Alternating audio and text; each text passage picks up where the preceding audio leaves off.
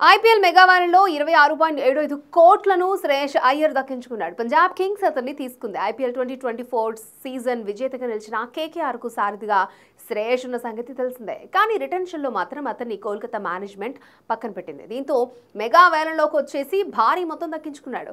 ఐపీఎల్లో కప్ అందించిన కెప్టెన్ను ఎవరూ వదులుకోరు. కానీ కేకేఆర్ వదిలేయడంపై తాజాగా ఒక ఇంటర్వ్యూలో అయ్యర్ స్పందించాడు. చివరి వరకు సరైన సమాచారం ఇవ్వడంలో కేకేఆర్ ఫెయిల్ అయిందని వ్యాఖ్యానించాడు. కేకేఆర్ తరపున విజేతగా నిలవడం అద్భుతంగా అనిపించింది. కేకేఆర్కు ఫ్యాన్స్ మద్దతు చాలా బాగుంటుంది. ప్రతి మ్యాచ్కు స్టేడియం మొత్తం నిండిపోయేది.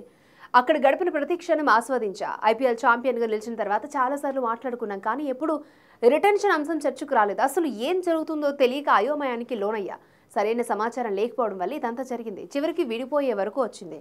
అయితే ఇది పరస్పర అంగీకారంతోనే జరిగిందని బలంగా నమ్ముతా. కమ్యూనికేషన్ సరిగ్గా లేకపోవడం నన్ను తీవ్రంగా బాధించింది. రిటెన్షన్కు వారం రోజుల ముందే విషయాలు తెలిసాయి. దీంతో నేను నా నిర్ణయాన్ని తీసుకున్నా. ఆ తర్వాత ఏం జరిగినా పర్వాలేదని ముందడుగు వేసా అని అయ్యర్ చెప్పుకొచ్చాడు. అలాగే మెగా వేలం జరుగుతున్నప్పుడు నేను హైదరాబాద్లో ఉన్న మంచి ధర వస్తుందని భావించా, కానీ ఇంత పెద్ద భారీ మొత్తంలో సొంతం చేసుకుంటారని అస్సలు ఊహించలేదు. 2 జట్లు నా కోసం తీవ్రంగా వేలంలో పాల్గొన్నాయి. ఇది నాకెంతో థ్రిల్లింగ్గా అనిపించిందని అయ్యర్ చెప్పుకొచ్చాడు.